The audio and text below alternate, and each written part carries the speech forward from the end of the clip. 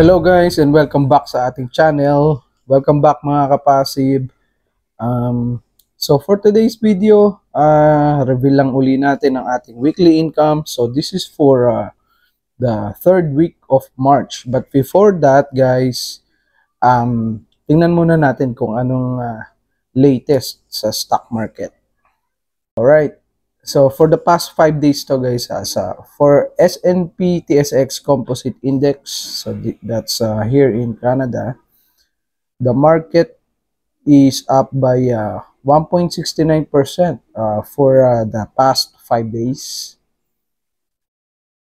For S&P 500 guys, we are up by 0.51%.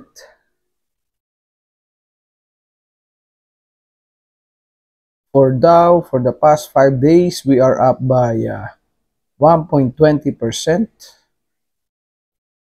And then Bitcoin, for the past 5 days, it's still down by 0.63%. For Russell 2000 guys, it is down by 0.56%. It is up by 0.63% for the past 5 days. And then for Nasdaq, we are up by 3.19% for the past 5 days, guys. So not too bad, medyo nakaka-recover ng konti. And yun yung latest for the past 5 days sa ating stock market. Macroeconomics, wala naman masyado, pero yung Bank of I think it was ano ba yung mga macroeconomics ngayon na announcement ng Bank of Canada, parang sinasabi nila is there might be pause on the movement of the interest rate in the next meeting. So ibig sabihin, kung ang rate ngayon ng Bank of Canada is around 2.75%, so malaki yung potential nito na mag-stay doon. It will not move up or it will not move down. Pero yun nga, we'll see. Anything can happen guys. Depende yan sa mga data na ilalabas sa ang Government of Canada.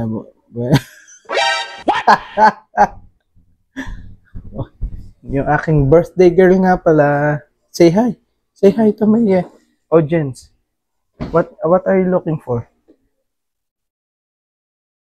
What are you looking for? Anong gusto mo na? What you want? My baby. What? Anong gusto mo?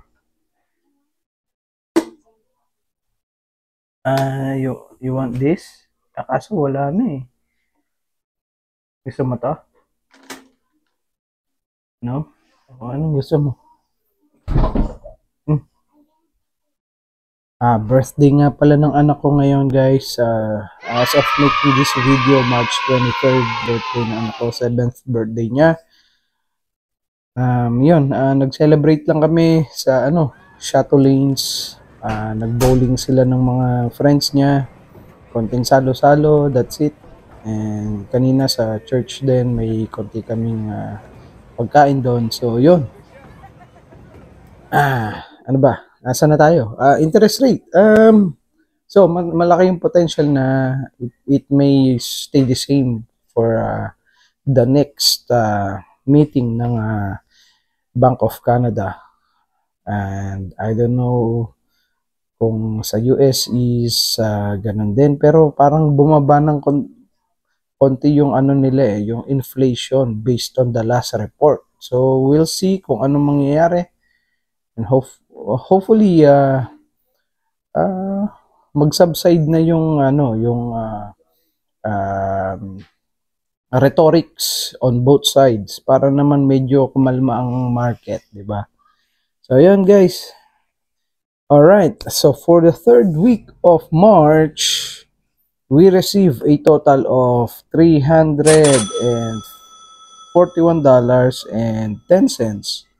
in dividends, guys. So, all right. Medyo mababa siya as compared to the last week na or I mean the second week of March or tama, last week.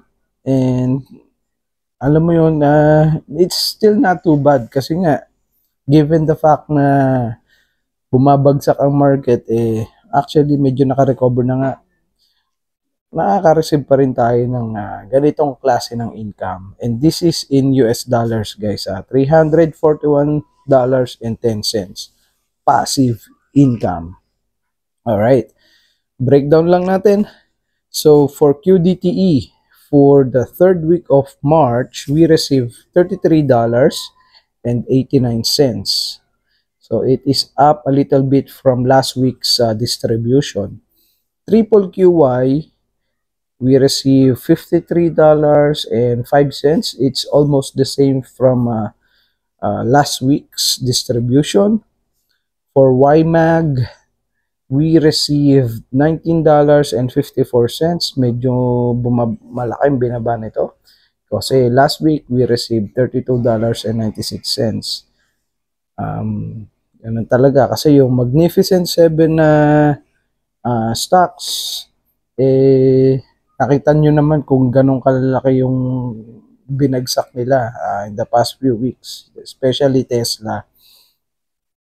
YMAX, we receive $72.17. This is up from last week's distribution. Last week, ang na-receive natin is $47.11. And lastly, for monthly distribution na na-receive natin is from TSLY. We receive $162.45. So this is down from last month's distribution. Last month, ang na-receive natin sa TSLY ay $194.25. Kung titingnan nyo sa market, ang performance ng Tesla, guys, ang laki ng binagsak nito. Tesla, we'll see. Tingnan natin. Tingnan na lang natin the past 5 days. Past 5 days, medyo naka-recover pero down pa rin siya ng 0.51%. Pero for the past month, guys, Tesla is down by 26.37% for the past month. Ang dami kasing galit kay Elon Musk ngayon kasi nga siya yung nangunguna sa effort na gawing efficient. Kunwari, I don't know kung yun nga yung hopefully yun nga yung maging end result, but para tanggalin mo yung mga empleyado na ang tatagal na do sa mga iba't ibang ahensya ng gobyerno sa US. Nang ganun-ganun na lang is malaking epekto niyan sa iyo as a person and bilang CEO ng isang kilalang kumpanya, di ba? Mababalitaan nyo nga binavandalize ng iba yung mga dealership ng Tesla, even the car itself, yung mga nakaparada lang nagja-charge, binavandalize ng mga tao kasi nga nagagalit sila na nakikialam si Elon Musk sa especially sa mga benefits ng veterans, yung Medicare, Medicaid, yung Social Security is they're planning to abolish it. So yun yung yun yung kinagagalit ng mga tao.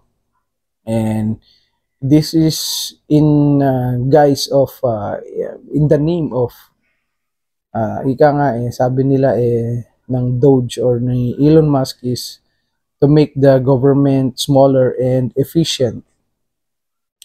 I don't know. I don't want to get into details and politics. Excuse me.